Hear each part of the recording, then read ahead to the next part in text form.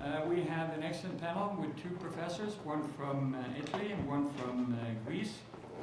I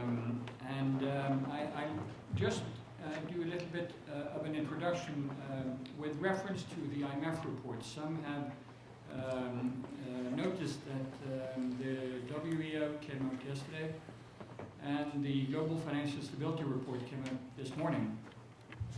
And I thought it was relevant to put the European discussion in perspective by just saying that, you know, the general outlook in the WEO is another downgrade, and they're stressing that there are increased downside risk. And if you look to the current report for financial stability, they're actually saying that there is. They're discussing what they call a global market disruption scenario and asking for coordinated action in order to avoid what Mrs. Lagarde called the new mediocrity. On Europe, growth are being lowered. Growth prospects are lowered again slightly, 1.5%, 1.6%. And they note that there are a serious problem of non-performing loans in the banking sector to the order of some 900 billion euros. And this is, you know, a continuous, serious problem. And so the question is, what is the policy response? And if you look to some of their officials, for example, the Minister of Finance, Dijsselbloem, who is heading the Eurogroup, he notes that the current recovery is actually not too bad. It's broad-based, and indeed, recent figures are pointing to increased growth. And what is the relevant policy response in his view? It's renewed, continued focus on structural reforms and growth-friendly fiscal consolidation. Now, you might have heard those terms before. My question is, just as an introduction to the panel discussion, is if this will be enough to revitalize growth such that banks can dig themselves out of the non-performing loan hole. I think it's questionable, and I look forward to hearing some possible solutions to how we can revitalize European growth. Please, would you start? Yeah.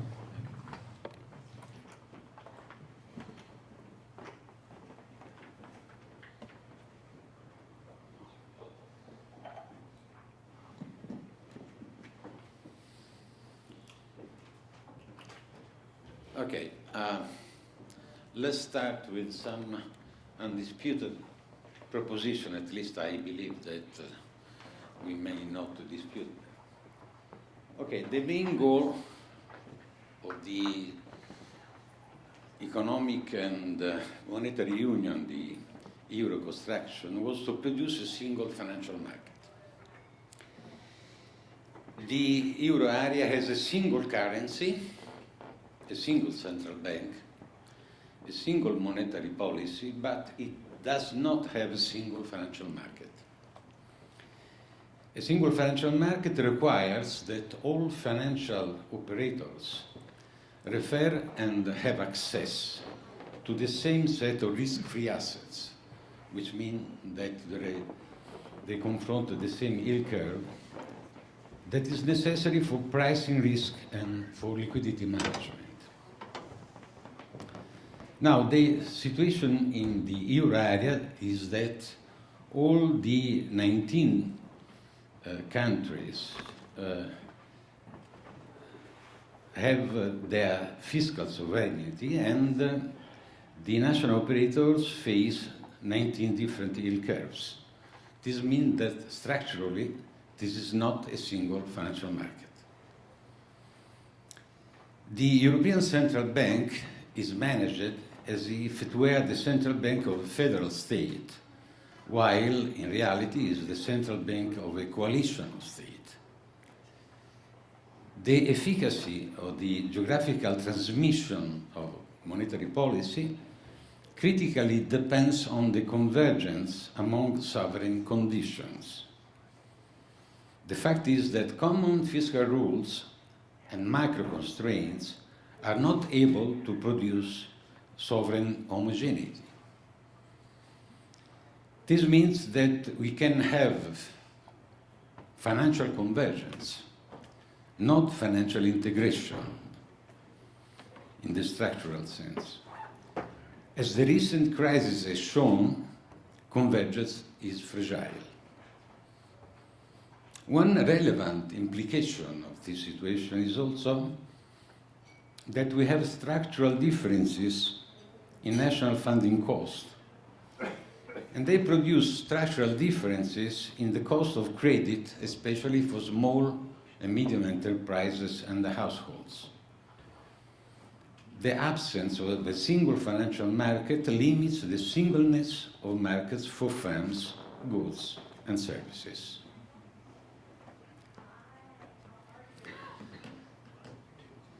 Normally, the solution to this, that is called the European original sin, is seen in some form of sovereign debt mutualization, like the issuance of Eurobonds. The fact is that in the current and foreseeable political condition, this is not practicable. The solution that I propose for creating the single financial market is based on a reform of the operation of the European Central Bank. This reform does not require any change in the existing EU treaties. It's very simple in the outline. Already the ECB can issue debt certificates. There are no statutory limits for issuing these certificates in the amounts and range of maturities that are necessary to produce the required single yield curve. And being liability of the central bank, we should have a really risk-free assets, a risk-free yield curve. The ECB would match this emission by buying an equal amount of sovereign debt in the secondary market that is allowed to do, according to the capital key of each country. The capital key is the percentage share that of paid up capital of each member country. The ECB would accept only these certificates as collateral in its operation with banks and only use these certificates in its open market operation. The issuance of DC would respond to the market's demand for liquidity. Obviously, they also should assume the role of a policy tool by the ECB, because in this way they would be one of the tools to manage liquidity in the entire area. Okay, that's the general outline of this reform. I repeat, the object is to create a single financial market and to manage the liquidity of the entire area. The primary object is not to deal with the problem of debt sovereignty. But the reform has relevant fiscal effects. Being less risky than the average sovereign debt of the euro area, the certificates produce a new seigniorage that the ECB will pay back to the member countries according to their capital key. This would give to the member countries some new fiscal space. The second point is that the acquisition of sovereign debt by the ECB would decrease the debt held by the market, which would then command a lower return would become the reference for the sustainability of the debt. I imagine that some objection could be raised towards this reform because it would introduce some moral hazard and weaken the current fiscal rules. The current fiscal rules are the debt ratio must be lower than 60%, the structural deficit must be lower than 0.5% or 1% if the debt ratio is lower than 60%. And for the countries that have a higher debt ratio than 60%, they must have fiscal surplus, because they must go lower than 60% in 20 years. My opinion is that, on the contrary, as we will see, the reform would permit to redesign fiscal rules in a way that would better enable debt discipline, not secondarily by avoiding the current self-defeating fiscal stance. Some very simple maths. Once the ECB start buying the sovereign debt, as I said before, one part is the debt that is held by the market, DM, and the other by the central bank, DB. Now there is the interesting part of the scheme is the dynamic of the demand by the market for liquidity, which means if the market increase the demand for liquidity, increase the ECB increase the emission of DC and increase the acquisition of sovereign debt. And we can suppose that the demand for liquidity is a function of the nominal rate of growth of GDP. If we take the two equations, we obtain the equation 3, in which we see that the decrease of the debt that is held by the market depends on a series of coefficients. One is the coefficient A, that is the sensibility of the demand of liquidity to the nominal, to the rate of growth of nominal GDP, and the other are the debt acquisition by the ECB at time 0 and the fiscal deficit F.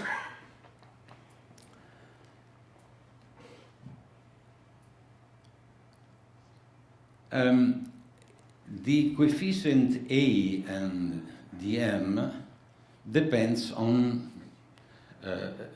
conditions that are dictated at the general level of the euro area. But we can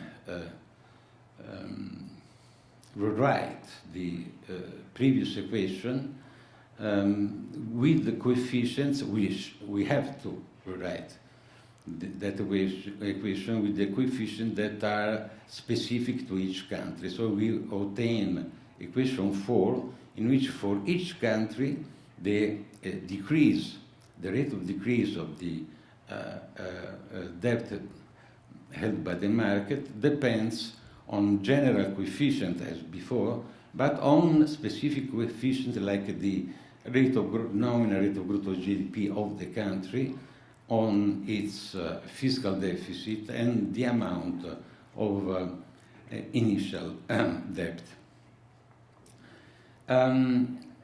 These are the parameters on which all the dynamics depend. And if we make a simulation with the debt at the end of 2014, we can see I made two hypotheses on the initial acquisition of debt by the European Central Bank. The first hypothesis, H1, is that it is 1/3 of total public securities, which means more or less 27% of total debt, amounting at 2.5 trillions. And the second hypothesis is 1/2 of total public debt, more or less 40% of total debt. You can see from the table that these countries goes at time zero in a situation that is with a debt ratio lower than 60%. You can see that with H2 we have 13 countries that in time zero go below the 60%. 60%, as we said before, is the constraint that the Maastricht Treaty poses on the maximum of debt ratio by each country. The mechanism is very simple because in reality the acquisition by the ECB what does is to reinforce the effect of the increase of nominal GDP. Now, when the debt is lower than 60%, in reality the problem is to maintain this debt below 60%. I mean, all the rule on fiscal deficit should be put in this perspective, debt sustainability. I can show this with two, I call two strategies. The first strategy is to keep constant the amount of debt kept by the market. And in this way we obtain the equation 6 and 7.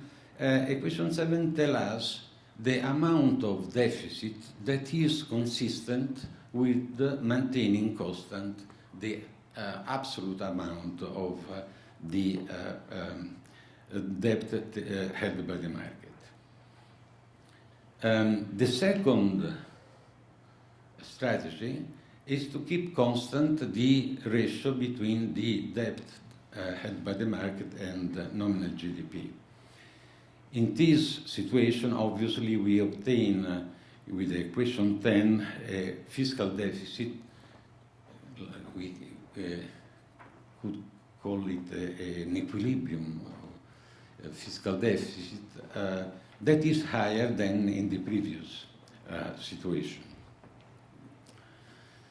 So we have, summing up, a dynamics in which the increase of growth on nominal GDP on one side increase the denominator of the debt ratio, but on the other side increase the acquisition of debt by the central bank, and in this way also we have a diminution of the numerator.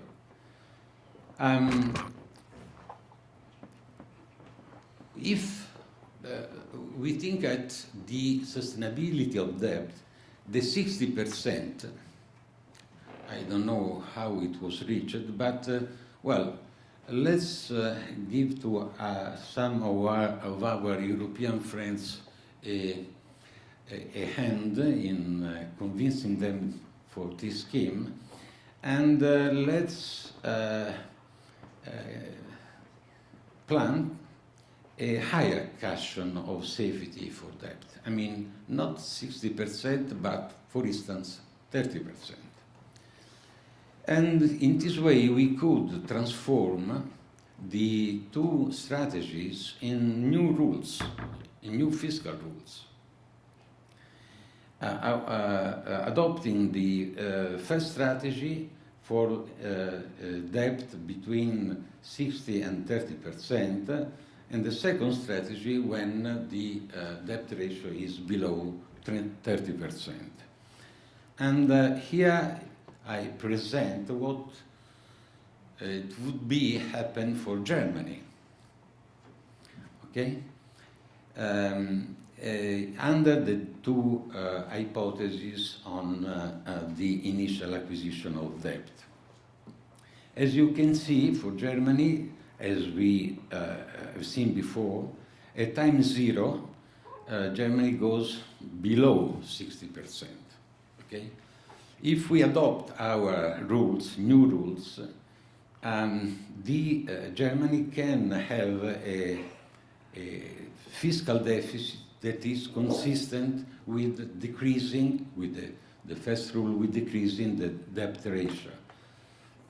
We can see with the H1 that we have a dynamics that in 13 years go with the debt to 30%.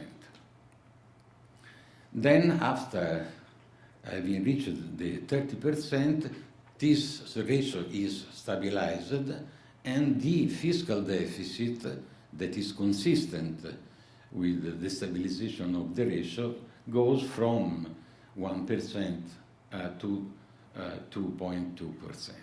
Okay? What is interesting to see is that with the second hypothesis, not only we have a short period in which Germany arrives at below the 30% in 8 years, but also that the amount of fiscal deficit that is consistent with the diminution of debt is much larger than in the previous example.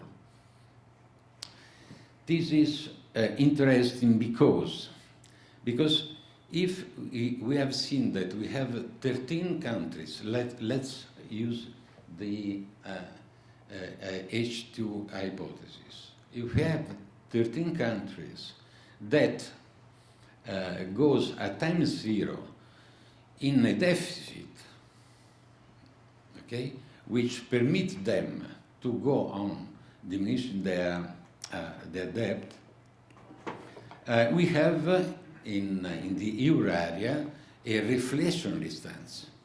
Instead of having, for many of them, to have a surplus, because they must, with the surplus, obtain in 20 years a debt lower than 60%, these 13 countries must adopting this rule can have all a fiscal deficit, and this would give to the euro area a reflationary, not a deflationary, but a reflationary fiscal stance.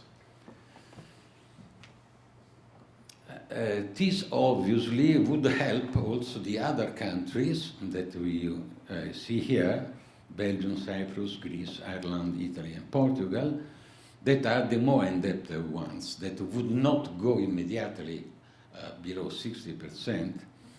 And we can see that if, with the help of this reflationary stance, we have this type of growth rates, Belgium reached the 60% in 4 years, Cyprus in 1, Greece in 14, but it is, I don't know how much is with the real data on debt.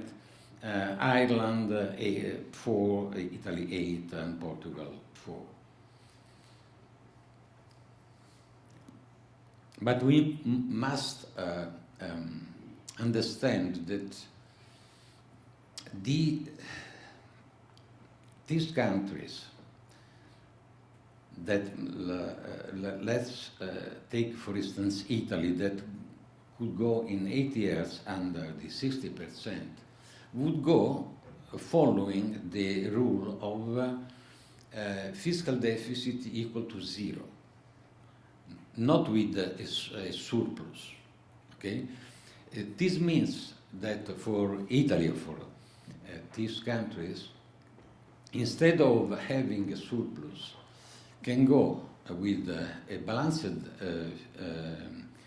balance of the public balance, but in a situation in which, as we have seen, a part of the new seigniorage goes back to these countries, and also the debt would be less costly because we have a situation in which the amount of debt on the market is decreasing as percentage of GDP. Okay, this is would be a very diciamo, I say a very big change with respect to the actual situation, in which we have also the problem of enforcement, because since the birth of the euro area, we had always the problem to enforce these famous fiscal rules. Many commentators remember that the first to break the rules were France and Germany, but this is not the problem. The problem is that it is always for the Commission very hard to manage with the single country the enforcement of this rule. My opinion that with my proposal it would be simple to enforce the new rules, because let's make an example. If a country is not complying with the new rules, for instance, for 2 or more years in a 5-year period, the country would be expelled from the scheme, not from the euro area, because this is not possible, okay, from the scheme, and would go back to the the current, much less favorable rules. I mean, the incentive to stay with the rules would be much higher than now. To close, the results. Creation of the single financial market for the euro area. Deepening of the single market for firms, goods and services, because with the single financial market we have a level playing field also for the financing of the real sector. The ECB monetary policy would be geographically effective. Elimination of the sovereign bank vicious loop, in which the situation of the sovereign affects negatively the situation of the banks. A much shorter sovereign deleveraging period for the more indebted countries. Conversion of the existing deflationary stance in a reflationary one. Fiscal space instead of excessive monetary easing. I mean, this is the opinion of many commentators, that the current monetary policy also has negative effects on financial resilience, in particular on profitability of banks. And then fiscal flexibility is acquired for unforeseen needs and asynchronous cycles.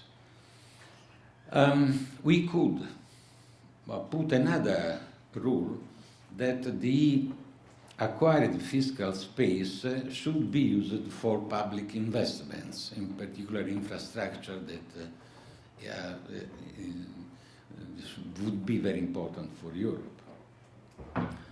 Obviously, we have in the Euro construction, in the European construction, a problem of Euro countries and non-Euro countries. We could make the same arrangement for all the countries, because any countries in the European Union could be allowed to follow the new fiscal rules if its central bank would adopt this type of reform. In reality, more in general, we can see that if the rules on limiting the sovereign debt is credible, this reform would be adopted without problems, because the problem of, because what we are seeing in a certain sense that is not helicopter money, but is something that the central bank, in a certain measure, monetize the fiscal deficit. And the problem is how much, who controls the game? The government that fixes the deficit, and then the central bank is obliged to buy the new bonds, or, well, if we have, as in the case of Europe, some effective limit to sovereign indebtedness, there would be no problem in adopting this type of reform for the central bank. Thank you.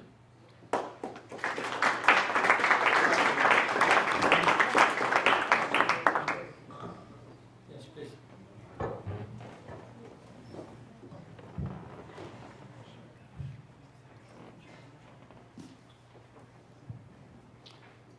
Thank you very much. Thanks to the organizers for their kind invitation. It's a pleasure to be here. I've been asked to concentrate more on the general picture of the Eurozone crisis. I recently finished writing a book trying to explain Europe's multiple successive crises, which have changed radically the situation in Europe. Remember, only about 10 years ago, there was euphoria in Europe when everybody seemed to be convinced that Europe's political leaders had both the will and the capacity to transform radically the economic and political order in Europe through a combination of extremely ambitious projects, notably a European constitution, a single currency, the extension of Pax Europaea to the former communist countries of Central and Eastern Europe, and also the belief that somehow in the end of the Cold War, European soft power would become increasingly the norm of international behavior. So it's been what I would probably call political leaders have been lynched by reality in the course of less than 10 years. So the state of euphoria has been replaced by a state of doom and gloom that has been prevailing in Europe in recent years, and it's not changing. In fact, the prospects are not particularly good either. So I just recently finished this book, and it will be published by Oxford University Press, and will come out in June ahead of the UK referendum, where the British will be invited to decide whether they stay as members of the European Union or not. So I'll draw some conclusions, some ideas from what I've written. I'm afraid, or I don't know whether I should be afraid, it's a very different approach from the previous speaker. I will be looking at the big picture, and hopefully there is sufficient focus so I don't lose completely the focus. So I will try to explain how we moved from euphoria to doom and gloom, and whether there are any prospects of changing that in the foreseeable future, and what would be the conditions for changing it. So remember again that, and this is an interesting point to bear in mind, that what began as an international financial crisis on this side of the Atlantic morphed in about a year's time into an existential crisis of the Eurozone area and of European integration in general. So it's a very interesting thing, right? Something that appears as an international financial crisis starts in the United States, and in about a year, 2 years time maximum, transforms itself into the worst crisis of European integration ever, and an existential crisis of the euro and European integration. Now, the good news, I suppose, that is good news, is that against all predictions, or many predictions, especially from US economists, the euro is still there. Remember that 1 year, 2 years after the outburst of the crisis, people became increasingly convinced that that was the end of the European single currency, because there would be no way that the Europeans could survive the crisis. Now, the euro is there, almost, 80 years after the crisis broke out. And not only that, but it has more members than it had before the outburst of the crisis.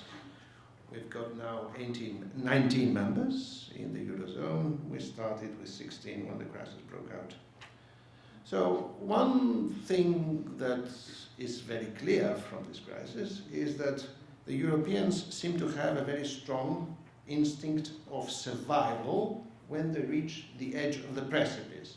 And it was felt to be an edge of the precipice because even those people, including myself nowadays, who tend to think that the euro, the way it was designed, was a terrible mistake. The euro, the way it was designed, was a terrible mistake. Most of us now would agree that it would be a much bigger mistake to undo it.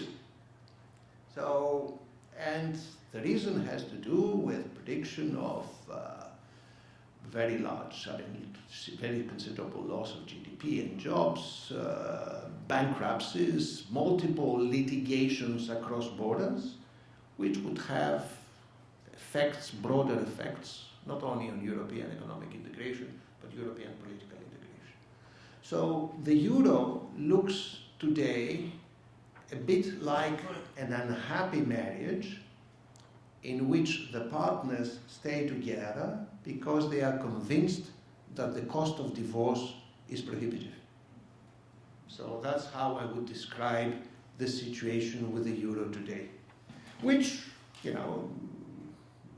may be optimistic or pessimistic, because I'm sure there are many unhappy marriages that last long because people are terrified of the cost of divorce. But I'm not sure that this can actually keep you together forever. Now, this is the good news. The bad news is that the price that Europe has paid is enormous.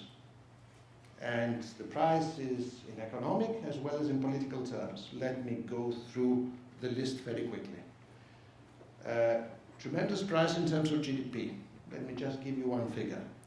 In 2015, average per capita GDP for the Eurozone as a whole was the same as it was in 2007. In fact, there was an increase of 0.7%, which means that for 9 years we have almost a lost decade in the Eurozone in economic terms.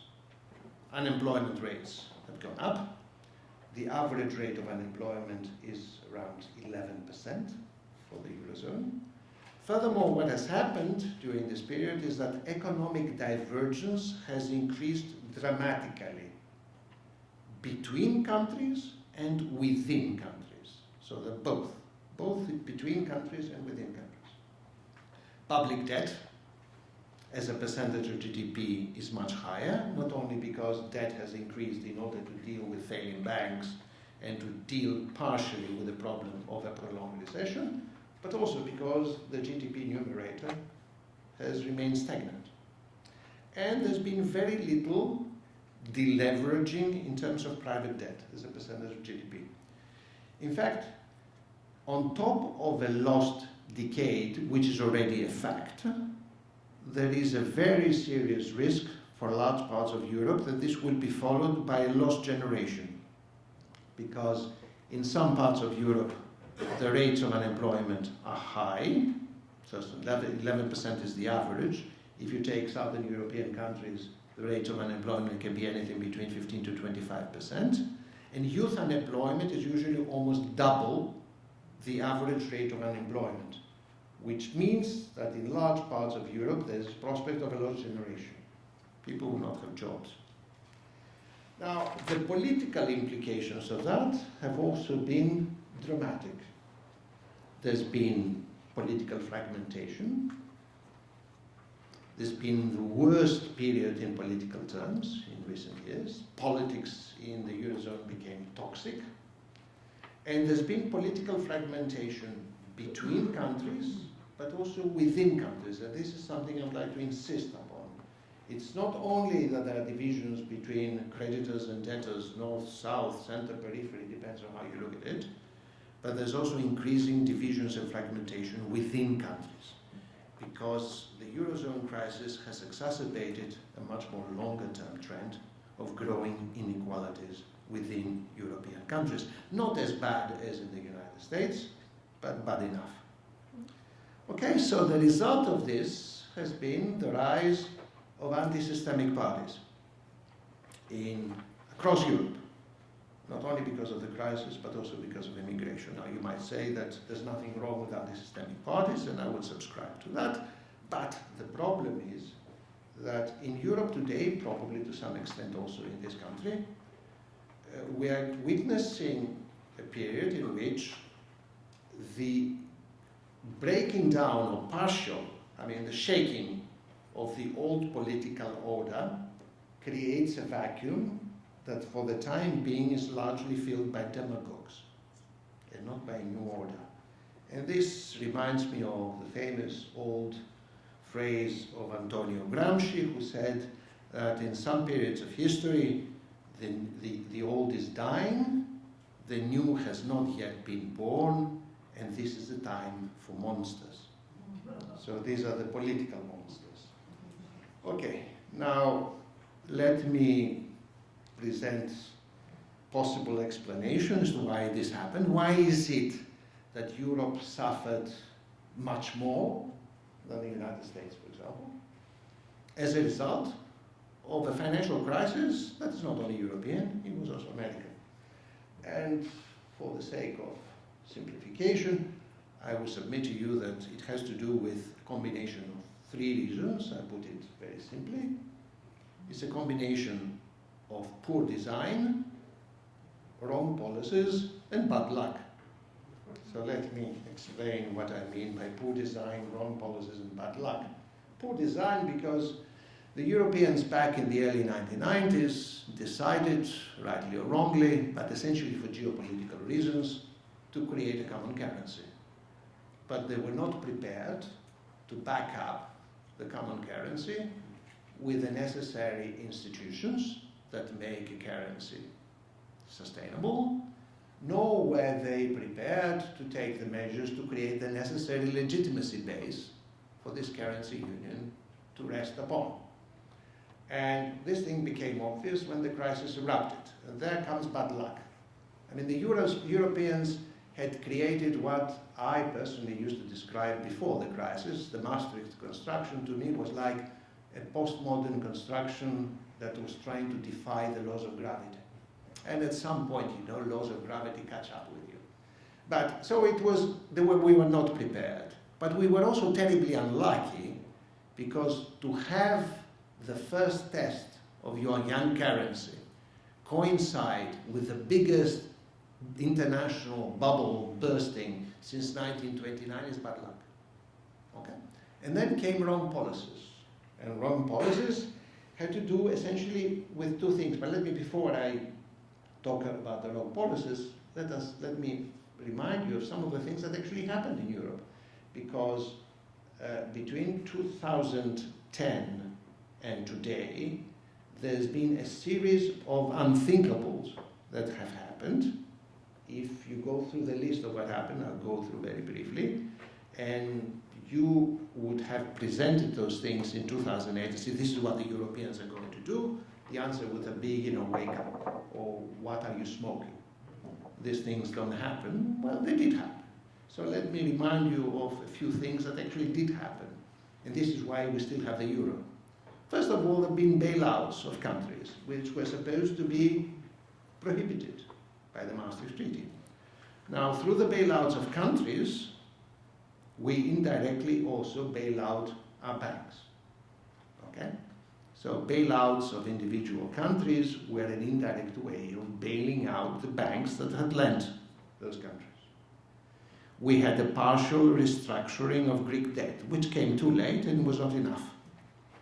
But it was again a partial breaking of a big taboo, namely that sovereign debt is sacrosanct and restructurings happen in less developed parts of the world, but not in the developed world. We have new rules for stricter enforcement of fiscal rules on national governments and much stricter surveillance. One illustration, it is amazing, we are in a situation in Europe today where a national government has to submit its draft budget to the Commission, to be monitored by the Commission and discussed by the Council before it actually goes to the national parliament to be ratified. Now, if somebody had told you that this is what's going to happen 10 years ago in Europe, you would have said, you know, this is mad. Well, it is happening. We have a safety mechanism in the form of the European Stability Mechanism with firing power of a maximum of 500 billion euros. And we have the first steps of a banking union. But having gone through that list, I would add that the most crucial factor that has kept the euro alive has been the operation of the European Central Bank, because that was in fact the most flexible thing that could. So the ECB ended up being not necessarily, I would say, the lender of last resort, but the savior of last resort of the Eurozone. Now the problem, we've done all those things, but there are some fundamental problems in the whole European approach. The first is a long denial of the actual nature of the crisis.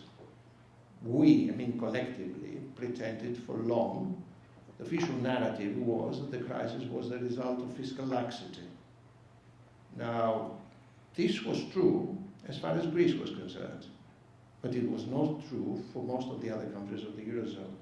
So Greece was not only a catalyst for the transformation of the international financial crisis into a Eurozone crisis, but it also provided a convenient excuse for an official narrative of the crisis that bore there little relation to the actual reality of the Eurozone problem.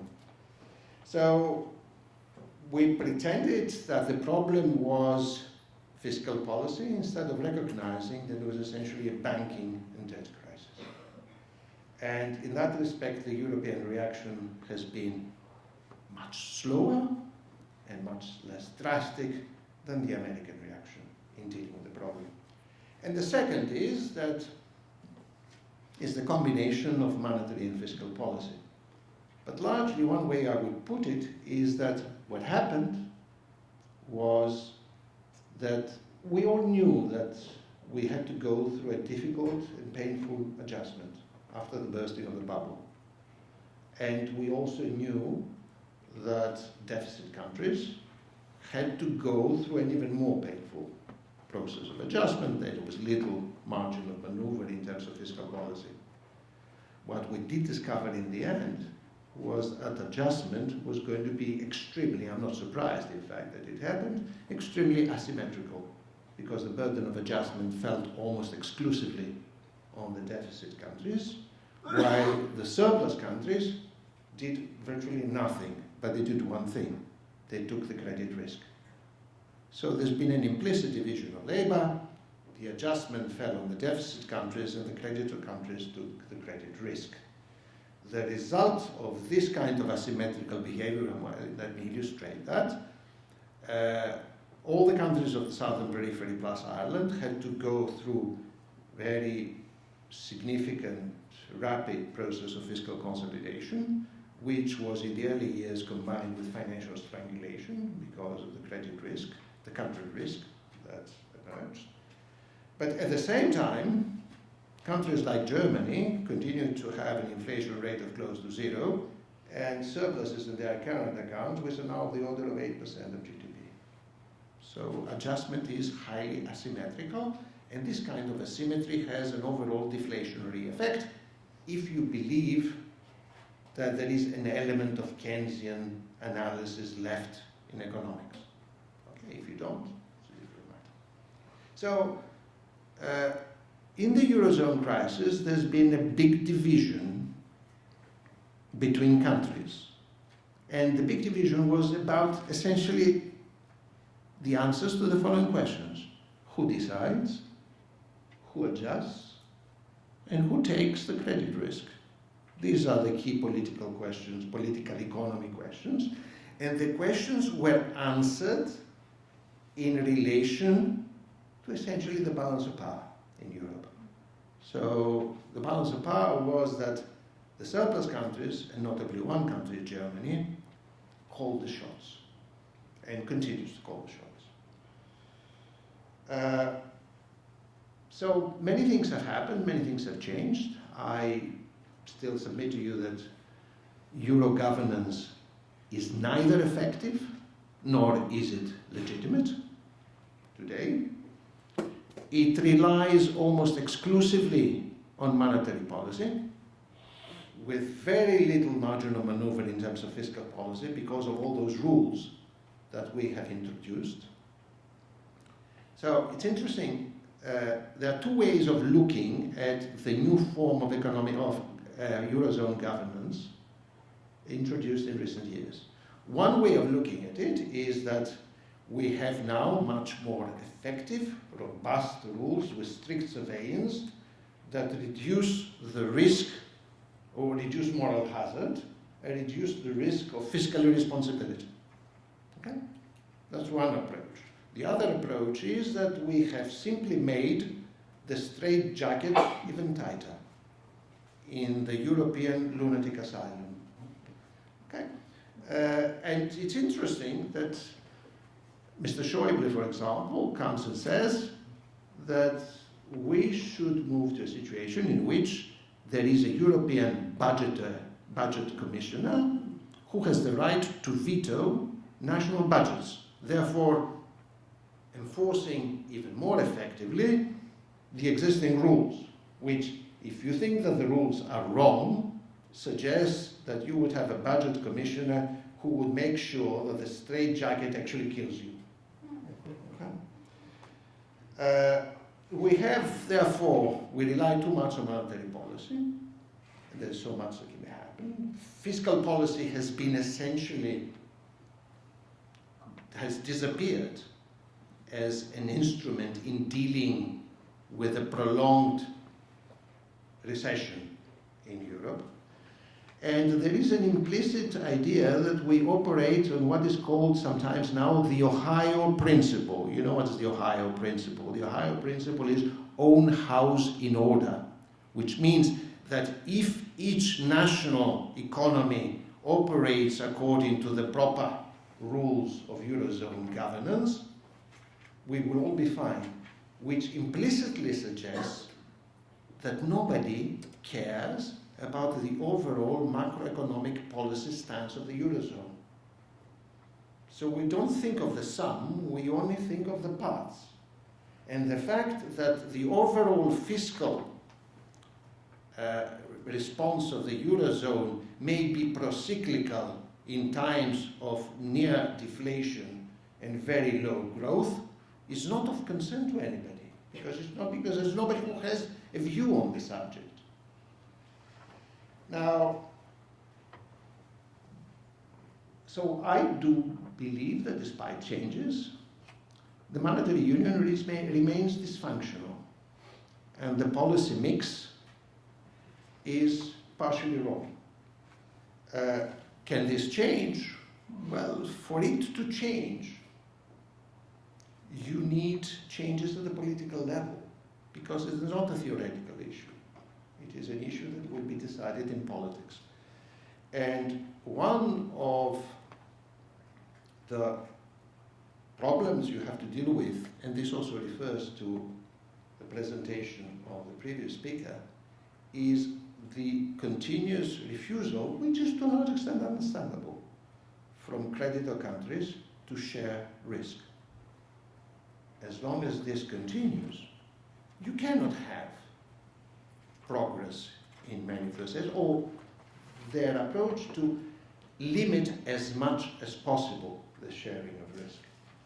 If I have a minute, I would perhaps say one word about my own country, Greece, because, as I said before, Greece was the catalyst for the transformation of the international financial crisis into the Eurozone crisis, because it was the first country that in the end of 2009 came out with a declaration of what was the budget deficit and what was, people then realized what was the accumulated Greek debt.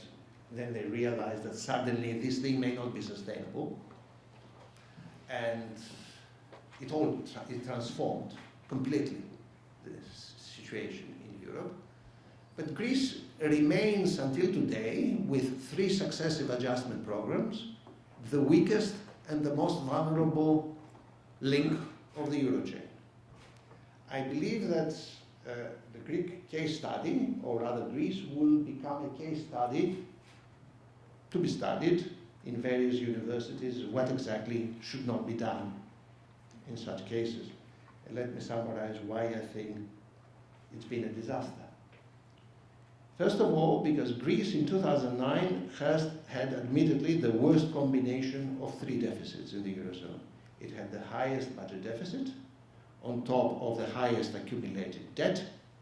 It had the highest current account deficit, and it had another big deficit, and that was a deficit of credibility, because Greek politicians were caught as having been, I put it diplomatically, economical with the truth and excessively creative in the use of accounts. Okay, so in other words, this is what people began to refer to as Greek statistics.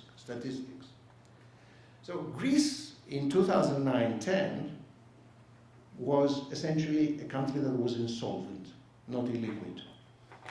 But Greece could not be declared insolvent because neither the European central banking system nor the biggest countries of the Eurozone felt that they could afford another Lehman in Europe. So Greece was presented as a potential Lehman. So Greece was insolvent, but it could not be declared insolvent because of the fear of the effect on the banks of the 2 major creditor countries, namely France and Germany. So we pretended that Greece was illiquid, and the result of that was the imposition of a totally unrealistic and punishing program in Greece back in 2010. So it was an unrealistic program combined with a very weak administration in the country, and combined also with a large part of the Greek political class and society remaining in denial for years as to the true nature of the problem. So you had a combination of a failure to recognize the real problem of the country at the international level, the imposition of an unrealistic program, and a domestic denial and incapacities. So the result is that we've been having one program after the other, which basically do what? They lend Greece more money to repay the old debts. Okay. I think that Brexit remains very unlikely, as that's why it has not happened, and it remains unlikely. Not so much because the contagion effect or the danger of contagion is as big as it used to be in 2010, but because of a generalized fear that if one country leaves the Eurozone, then the Euro is no longer a Catholic marriage with no possibility of divorce. And if people accept that this is no longer a Catholic marriage with no possibility of divorce, there can be other Greeces in the future. So the danger is, I believe, that Greece will remain a Eurozone, but unless something happens, or its policies change, the economy will continue to languish in the next few months and years. What is my conclusion? It's not very cheery. It is that Europe is unlikely to be an important source of growth in the foreseeable future, unless we go through major changes, which I don't see them happening in the near future. And on the contrary, Europe could become a major source of instability once again. So on this very cheery note, thank you.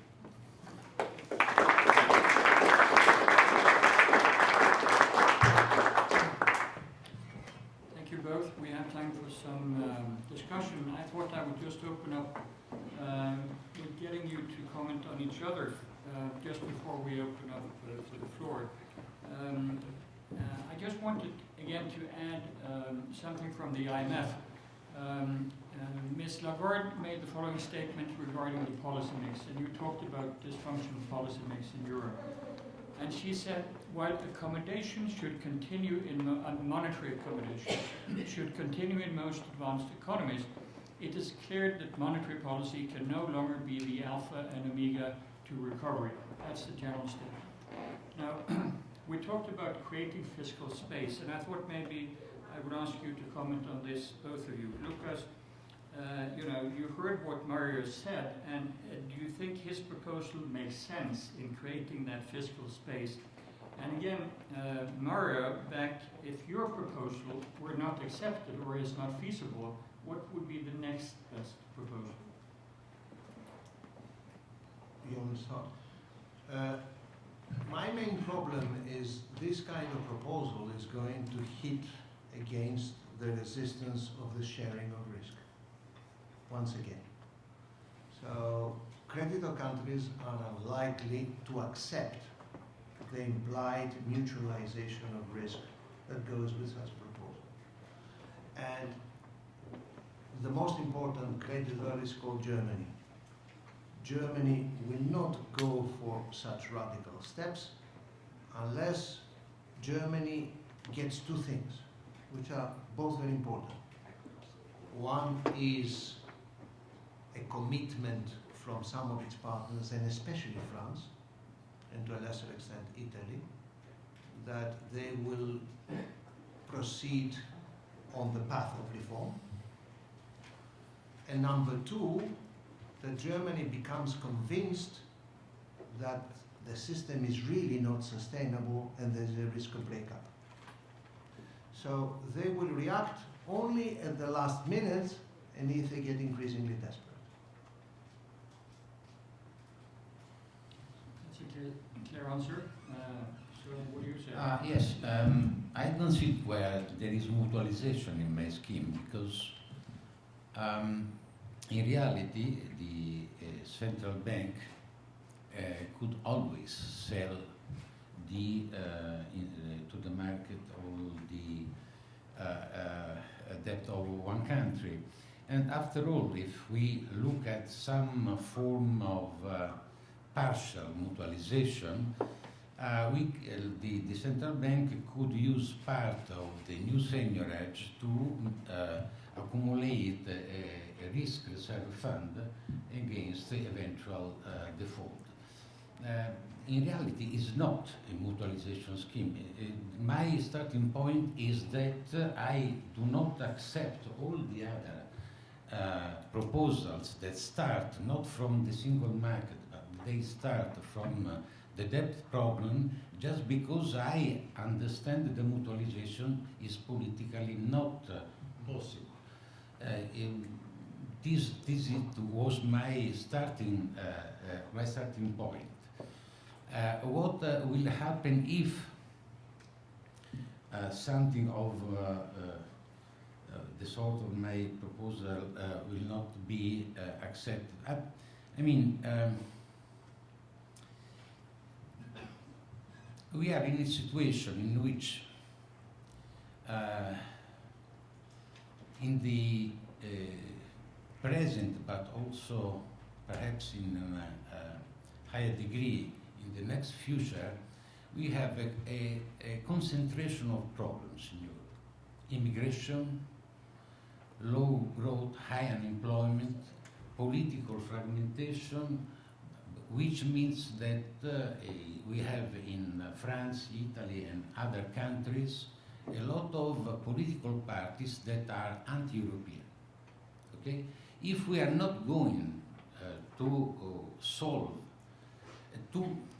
I don't mean to solve, to give a new idea of Europe. Okay?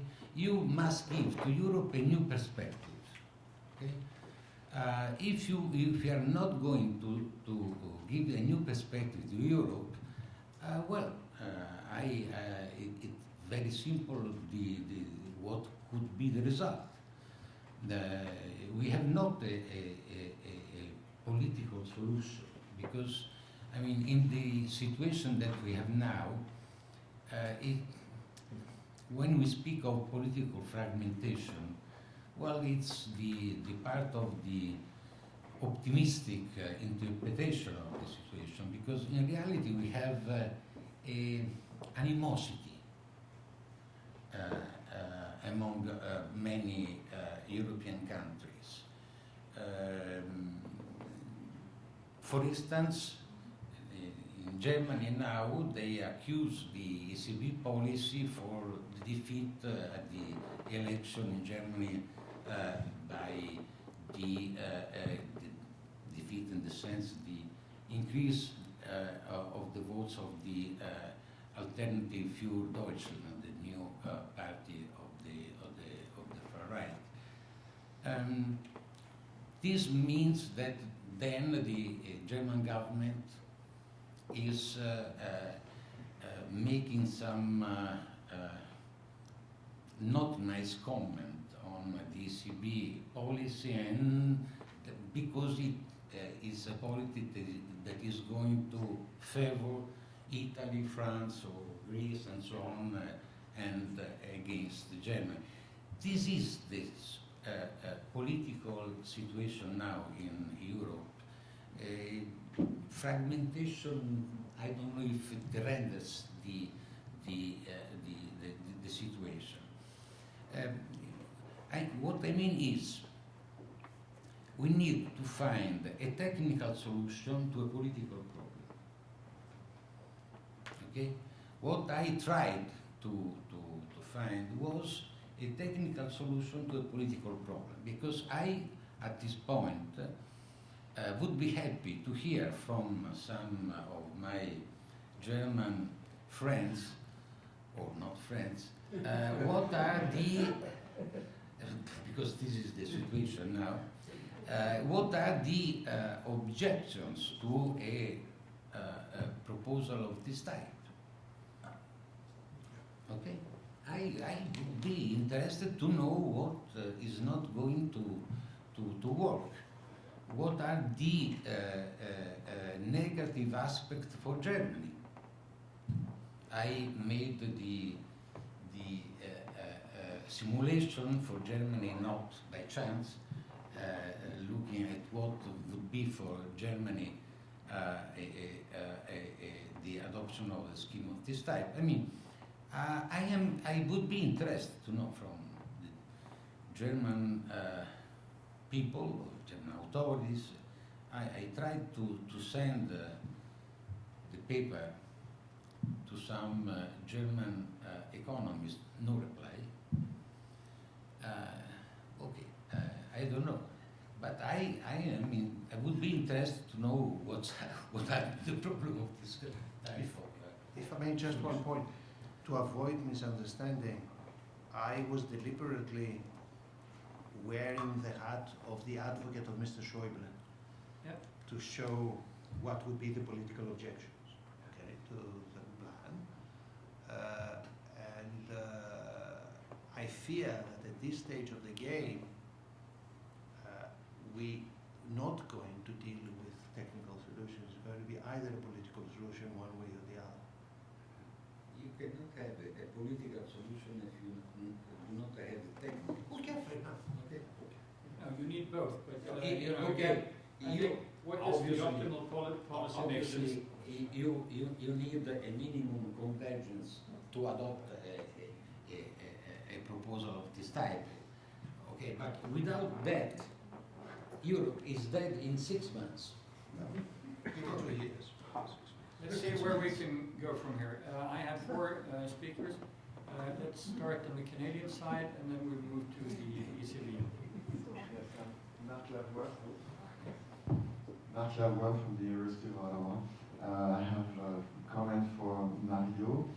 I'm kind of 2 minds looking at your scheme. On the one hand, I think it's great because you remind us that central banks can also issue bonds and bills, something that we tend to forget.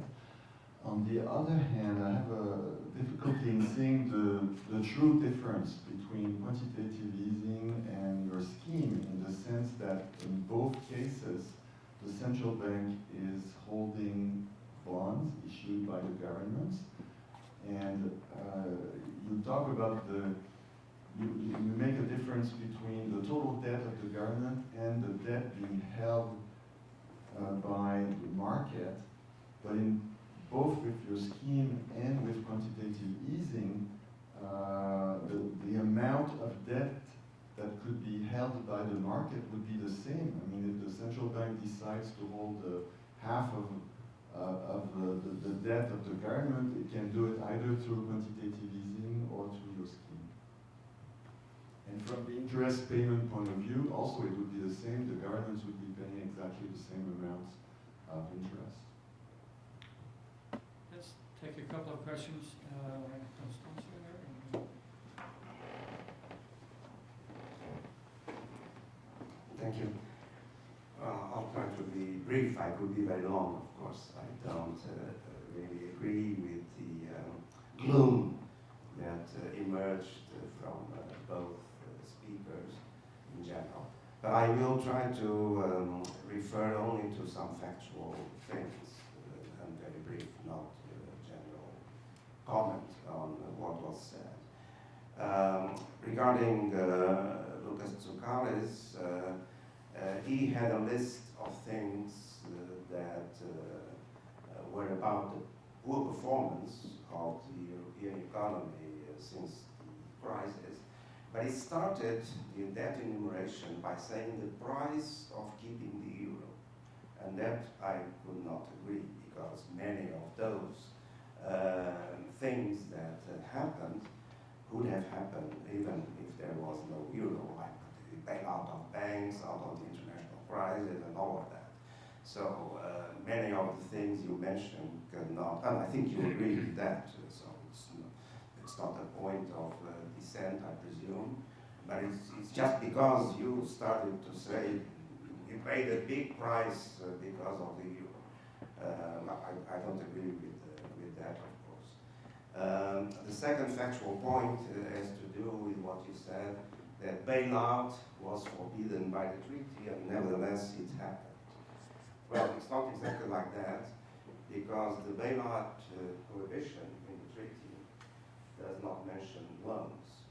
The prohibition article is Article 125 in the treaty that says that it is forbidden for the Union and the collective of countries to assume debt of other governments or public entities of any other member country.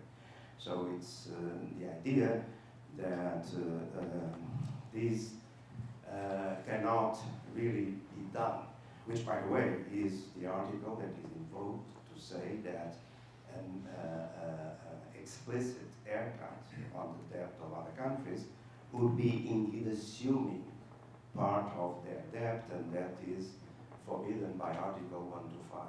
But Article 125 does not mention and does not forbid the granting of loans to other countries. And by the way, the European Union in general has balance of payments assistance to non-members of the euro area. And so Latvia, Hungary, and other countries got, after 2008, balance of payments assistance, meaning loans. Of course, the popular interpretation of bailout includes loans, and I know that, and that's what comes in the media. But that's not what is indeed in the treaty. So the treaty was not violated by the fact that there were loans to countries. That is the factual point. On Professor Tonveronachi, factually, I want to say the following. I could not fully understand how your scheme produced the results you mentioned. I will have to read the paper and see about that. But you started by saying that by issuing certificates of debt, the ECB could build up a yield curve. Well, I remind you that the certificates of debt that we could issue are only short-term certificates of debt. So we would not issue certificates of debt of 10 years and so on, and build up a yield curve. And second, building up a yield curve is not the same as creating a single financial market. Because the single financial market has to do with corporate bonds, with equities across the euro area, and that is not a result of just having an official yield curve. And it's a much more complicated endeavor that now has been announced by the Commission, the creation of a capital markets union, which will take many, many years and will demand a lot of harmonization of very sensitive laws, like bankruptcy laws, taxation of financial products, and all of that to really create a single financial market in the euro area. That is indeed more complicated. And then if I understood correctly, these results that you invoked would be the consequence of having the revenues of seigniorage that would be given to the countries, and that would then reduce the debt. Well, as the previous speaker just said, if the ECB would issue bonds, it would withdraw liquidity from the system, and then would buy bonds and re-inject the same liquidity.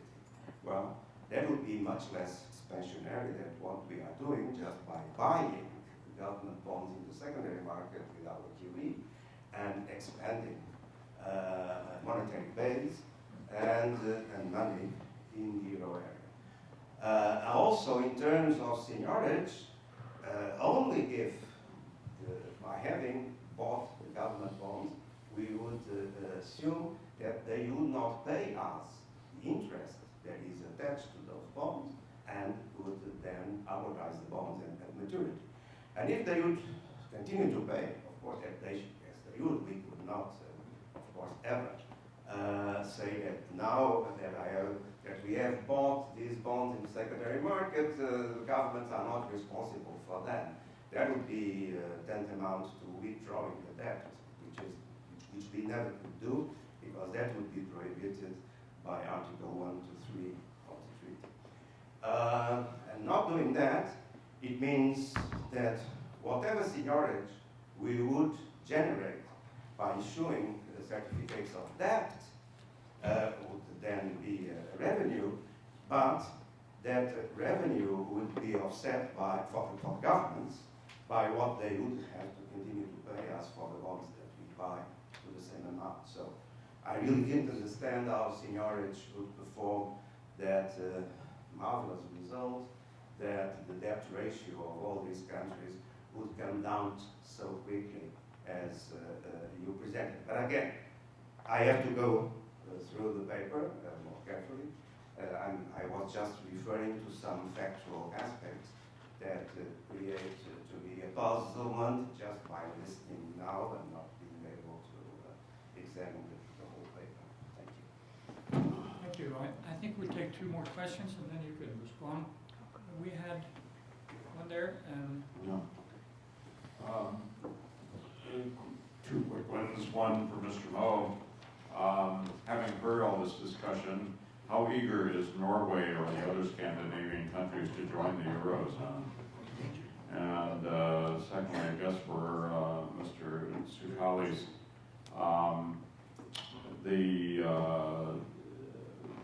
would you comment, please, or you or Mr. Moe, on what used to be discussed here as the target two balances problem in Germany? Essentially, as I understood it, the cumulative operating deficits of the European banking system in clearings was essentially piling up in Germany and never getting cleared. Has something been done about that I don't know about? okay, we'll take one more question, then we respond. Was there somebody else there? Jan? No. There was one there in the back.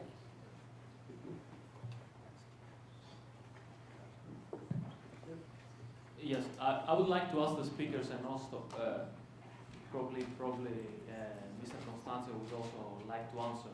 One of the basic conditions that were identified in the early 90s when, after the introduction of the Maastricht Treaty and everything, for a successful Eurozone would be the convergence among the European economies. So before the crisis, we saw that there was some kind of convergence, although it was not like a real convergence. And after the crisis, we see that the Eurozone is diverging again. So I would like to ask, do you see any possible mechanism for this convergence to happen in the near future? And if not, do you think that the Eurozone can survive with the European economies constantly diverging? Any of you want to respond first? Yes, well, I don't know. You want? Okay, now let me start with the comments by Mr. Constancio. You're of course absolutely right that when I said that Europe has paid a huge price, it is not only because of the euro. But bear in mind, what I'm basically saying is that the cost of adjustment we've paid is much greater because of the euro. And one good comparison you can make is what happened to the United States. Okay? No, that's not. But so my argument is, thank you for the correction. My argument is, I know we all knew, unless you believe in extraterrestrial economics, you know that there's going to be a cost of adjustment when the big bubble bursts. Okay? So, and we also knew that countries that had enjoyed a great party, like Greece or Ireland, would pay a bigger price when the bill comes of the party than other ones. That is taken for granted. So this is my starting point. The only thing I'm saying on top of that is that we all, and those countries in particular, have ended up paying a bigger price than would have been required because of the way the Eurozone, because of its inherent problems, institutional weaknesses, division between creditors and debtors, the way it has mismanaged the crisis. So that is my thesis. Now, concerning the legality or otherwise, I mean, I know it is sensitive, and I don't want to insist on that. It was not only a popular view, it was the generally held political view that bailouts were prohibited by the treaty. But I always trust European lawyers and other lawyers for finding a creative interpretation of existing treaty rules. And the loans were given on an intergovernmental basis. Okay? So there is a way. There is a way of dealing with the problem. I'm not suggesting that we should take the European Council or the ECB to court of that. What I'm saying is that what happened was contrary to what was expected would happen. But we found a legal interpretation to justify that, and that's fair enough. I mean, of course, those bailouts had to happen. The alternative would have been even worse. So, it's not an expectation, though, after all. yeah. Now, target 2, I'm sure Mr. Constancio can tell you much more than I can. It's, the problem, the question was first raised by a German economist, Hans-Werner Sinn, who basically looked at the euro system and the balances between the central banks of individual countries and showed that Germany had very big creditor positions in the euro system. Italy, Portugal, Ireland, Greece had big debtor positions. And he said, look, our savings are at risk. And that opened another Pandora's box. And that got the German savers even more worried. Now, the answer is that who cares about imbalances within the Federal Reserve System in the United States? So why should we care about imbalances in the euro system, which is a correct interpretation. But if I were to be very generous to Mr. Zinn, I would add the following. Nobody cares about interstate imbalances in the United States because monetary union of the United States is a Catholic marriage. And nobody doubts that Arizona will leave or Arkansas will leave the dollar zone. But we discovered during the crisis that Greece is not exactly Arizona. That, in fact, some countries may leave. And if there is a small risk of a breakup, then Zinn has a point. Okay? So that would be my answer to your question. Until '76, the United States Federal Reserve did make individual districts accountable for their issue. The system you're describing is the system that exists today, but before 1976, individual reserve banks and the member banks of those districts did have to count for the cumulative deficit. Now, the last... They just put the dollars on the plate and send them back. Now, the last point about... Okay, let's leave that. the last point about convergence and divergence. I mean, remember what happened in the Eurozone?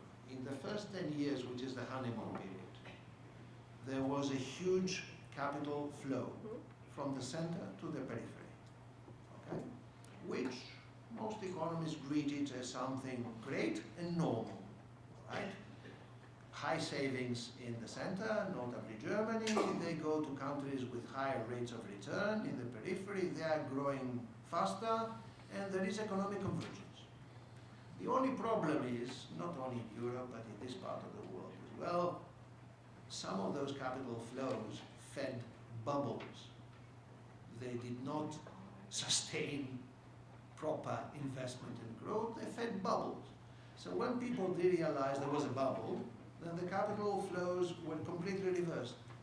And that provoked the crisis in the Eurozone. So then we had to replace private capital flows with official capital flows through bailout programs and through the ECB. Okay.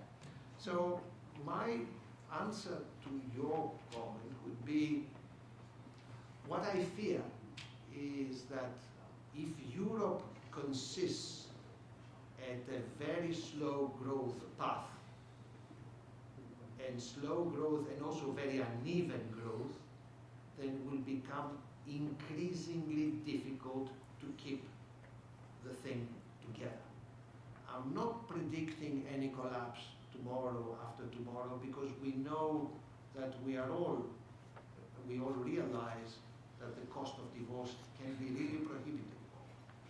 But what I'm saying is that if there is the bad scenario, if indeed Europe languishes for long, and there is also the slow but very uneven growth, and some countries get stuck, then the tensions will become very difficult to contain. That's all. Okay, did you respond? And then I think we may have time for one question and then we'll close up. Mark, it's the same problem, the difference between my scheme and QE. The problem is that QE next year ends. 2 years? I don't know, but ends. It has an end. My scheme is dynamic and is not taught just to give extra liquidity to the system. It's taught to give the liquidity that the system demands normally. Okay? In reality, what you do is to change for the operators that use and now nationally they use national debt, to use a liability of the central bank, as they do in Hong Kong. The Central Bank of Hong Kong built the yield curve by issuing bonds, I think between 9 weeks and 15 years, something like that. Okay? The Central Bank of Hong Kong. Oh, yeah. Okay? Perfect. Our So- regulations say it's just short term. No, no. One moment. If you look at the Maastricht Treaty, at the FAIR, you do not find any reference to the fact that the central bank cannot emit tests. What you say is in the internal manual of the PCA or the ECB, but this is not, does not mean that you cannot change, because it's the decision internal of the ECB is not written in any treaty. So you can change it without changing treaty.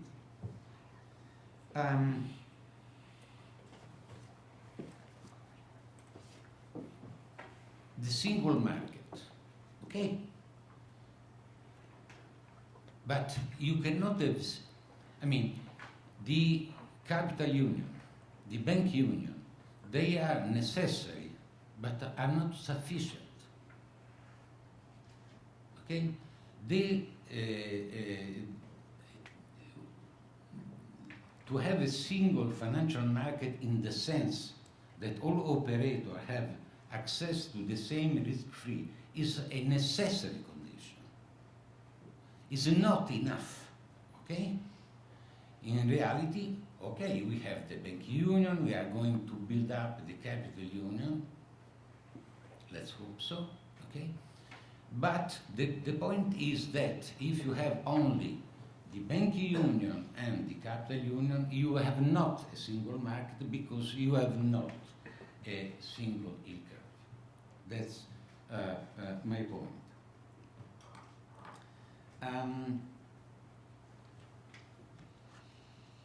Convergence.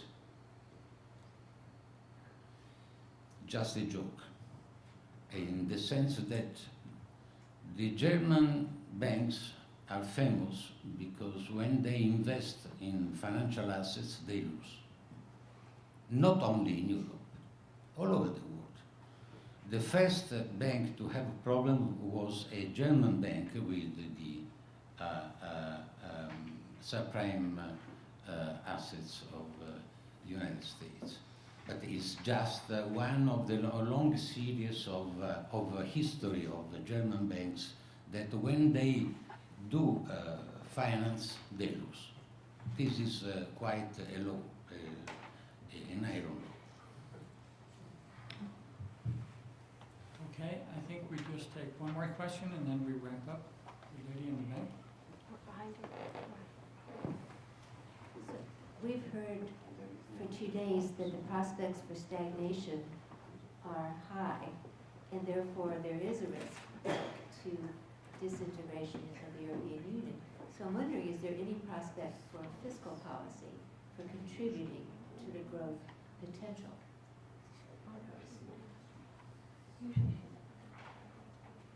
Well, this is a multi-trillion-dollar question, or euro question, and we have not yet managed to convince essentially our German friends and partners to accept a change in the macroeconomic policy stance and the fiscal stance of the Eurozone. And as long as we impose religiously, with religious fervor, the existing rules, we will rely only on monetary policy and more quantitative easing as the only way of opening up in terms of macroeconomic growth. So that's not enough. Yeah, so will the Germans be convinced? Remains to be seen. Mr. Schäuble does not seem to be ready to budge. No, I would just add on an ending note that there seems to be pressure building for a different policy mix, also internationally. So, I mean, I guess we can hope that there will be opening up for some. But his answer constantly is that we all live in a parallel universe. The question is, whose parallel universe is closer to reality? No, and I think just to end on this, that the key question is: do we have a problem, or don't we have a problem? As I referred to the Euro minister, some see the situation as quite prosperous, and some see it as pretty bleak. Okay, on that optimistic note, I think we end this panel, and we are just going straight to the next.